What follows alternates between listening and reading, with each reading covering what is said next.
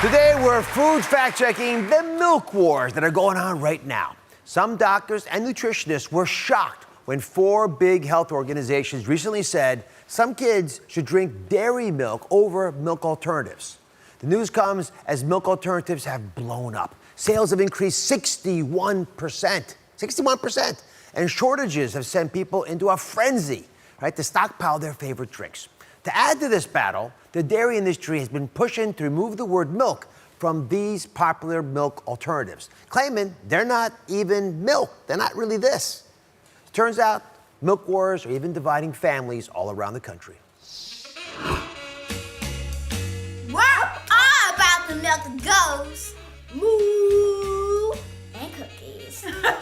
I love milk so much that I have a cup every single day because we are Team Dairy! I'm Mr. Soy Milk all by myself. The good thing about soy milk is it's thick, it's sweet. Now they may want to tease me, but they know soy milk is the way to go. I drink skim milk. I think it tastes the best and it blends well in my coffee, but all my kids drink all different types of milk. I drink 1% milk. I drink almond milk. I drink almond too.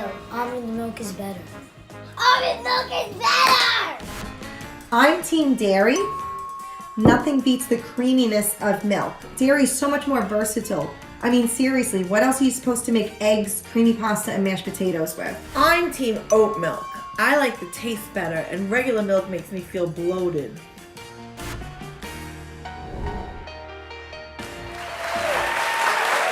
The director of the Cleveland Clinic for Functional Medicine, Dr. Mark Hyman, joins us now. Let me just cut to the chase. Which milk do you drink, the expert? Actually, I don't really drink milk because it gives me pimples and gas. Does it really? Yeah, but when I do, I like milk alternatives, which are coconut milk and almond milk. Those are my favorites. And when did you switch from old-fashioned milk?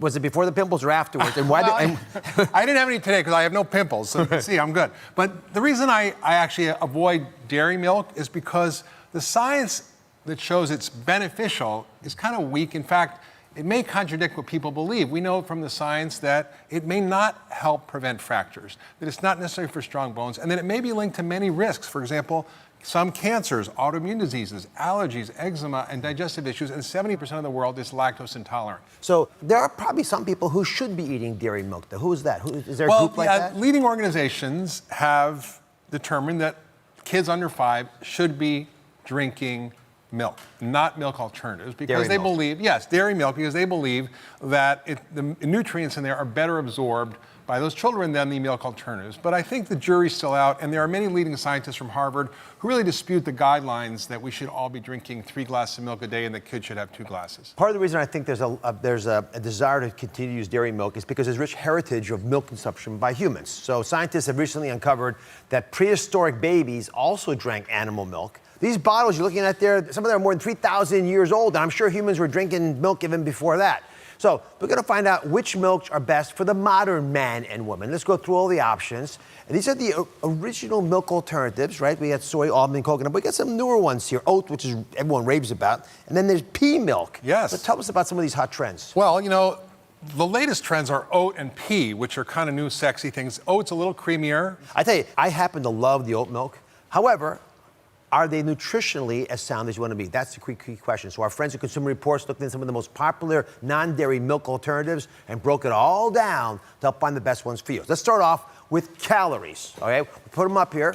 Right? Now, which milk has the least calories? And these are all unsweetened, by the way. We're not talking about sweetened ones, just unsweetened. Is it almond, oat, or soy? What did the research from Consumer Reports show when you did a calorie comparison? They showed obviously that almond has the least, 25, oat's a little more, 100, and soy is a little less, 80. And how does the almond milk compare to regular old dairy milk, generally? Well, it's not milk. These are not really milks. They're milk alternatives. So they don't have the same level of nutrients. They may not have the same level of protein. They might have more sugar or less sugar. So it really varies depending on the milk you're drinking. Perfect. All right, so good to go on. Now, let's return to the next issue, which is the amount of protein, because a lot of people drink these dairy or dairy alternatives for the protein boost they're hoping to get from it, which is, in theory, a good thing. So which milk alternative is the best? Let's put the numbers up there again. Well, the most protein is soy milk, which has 7 to 12 grams. Almond's kind of low, and pea is in the middle. So if you're looking for the protein boost, it's soy milk.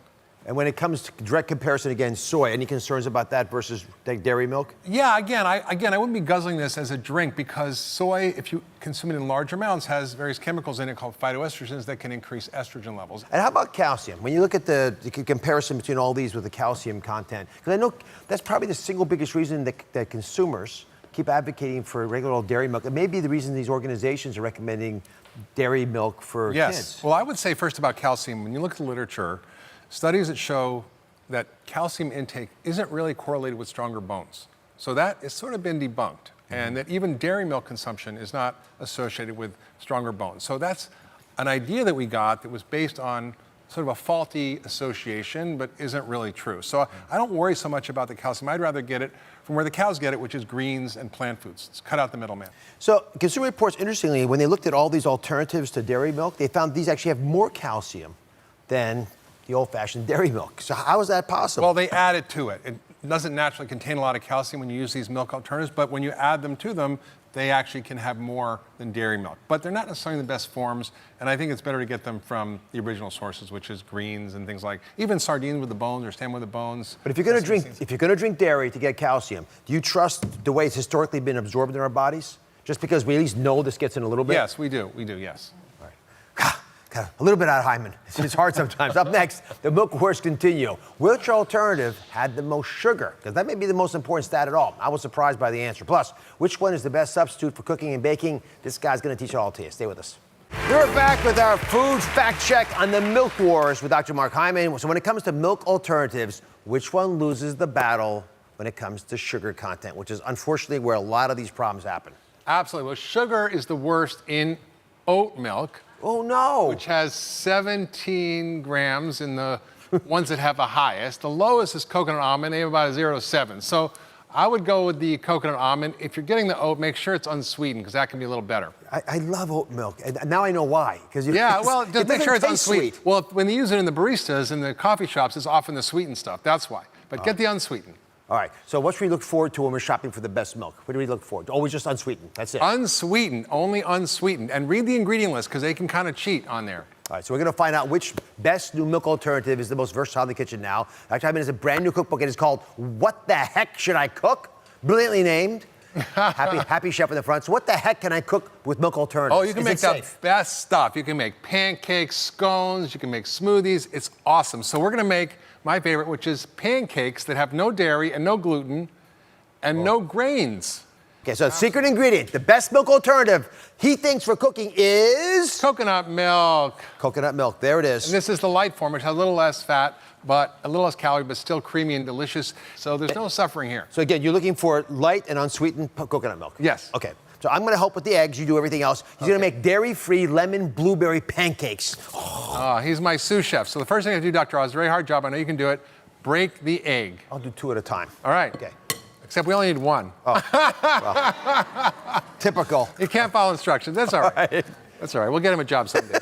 Now what we're going to do is we're going to whisk them. Do you think you can whisk it together? I'm a whisker. I can whisk. You got to get. Right, you whisk. You're come on. You got to get into it. You are like this. So you got to break the yolks, and then we got to pour in all the liquid ingredients. So we have coconut milk, and this is the coconut milk. It makes it nice and creamy. Higher, higher, higher. Okay, that's really good. Top chef, Dr. Oz. Top chef. 2 doctors and a chef. And then we have lemon juice, which helps it rise. And we have vanilla right there, yummy flavor vanilla, and then honey, little sweetener, not too much. Yep. Oh, look at that. This is my honey, by the way. This is your honey? My honey from my bees. From your bees. From my bees. Wow, amazing. Okay, and then we put in the flour. First we have the cassava flour. Cassava flour is actually made from a root, and it's a great kind of starch, low glycemic, and it's got a lot of prebiotics, and it's so awesome. So we put that in and mix it up. Oh, you're good at that, Dr. Oz. Look at that. And then we put in sifted coconut flour. Why do you have to sift it? Just to get the chunks out. And a little salt, and then we have this perfect pancake mix. This is all the ingredients here, by the way. I'm gonna give a little extra lemon because I like lemon. We're not going to use Dr. Oz's mix because I don't know what he did there. But anyway, we're going to use this one. And we use a little coconut oil. Oh, yeah, help me with that. And we put a little coconut oil in there, which is actually great for high temperature cooking, just a little bit. And you just scoop 1 scoop in. And it makes about 12 pancakes with 1 recipe. And then what you do is you put the blueberries in like this. You lay them on top. In a nice, you can help me, Dr. Oz. And you put them Smiley in. faces. Yeah, make a smiley face. Now, and then 3-4 minutes later, they're done. Yeah, 3 minutes. Are the customers usually happy at your house? Oh my Is the God. question. Yeah, nobody knows they're eating healthy, right? You don't have to be in deprivation. You don't have to miss out. It doesn't have to be a hassle. You can make a yummy, delicious Now, food. I made these with a little bit of maple syrup, but do you need that maple syrup on these, or are they You pretty don't. good? You can put like apple butter. You can eat them plain. You can Okay, grab your plate. sprinkle a little cinnamon on them. Grab your book. My book. But grab the plate. I got the book. My goodness. fine. So hard to follow. Because I've got tasters over here. Joanne and Rachel are joining us for the Bike Club. They have been tasting the pancakes. First of all, would you have known that they were made from coconut milk? No, absolutely not. I'm 100% team dairy, but these were absolutely delicious. Sorry, Mom. They were absolutely delicious. Joanne, your thoughts? I love them. They are absolutely incredible. And I thought the coconut milk was going to be a little bit overpowering, but it has the perfect sweetness. Well, And I can't believe they're not grain. They're grain-free. I've got to say, as competitive as we are, this is really kick-ass. I'm very proud that you came up with this. Wonderful work as well. Thanks for joining us, Dr. Hyman. Fantastic book as always. And by the way, I'm going to post the cheat sheet with all the nutritional information of the different milks we discussed today on my Facebook page, so you can share it with all your friends. You can also find this recipe and more on the milk alternatives at droz.com and in our Bike Club newsletter, which is very popular. So check it out. But most importantly, pick up a copy of Dr. Hyman's book. What the heck should I cook? Because now you'll know. Thank you for watching. Don't forget to subscribe and turn on notifications so you never miss out on new videos to live the good life.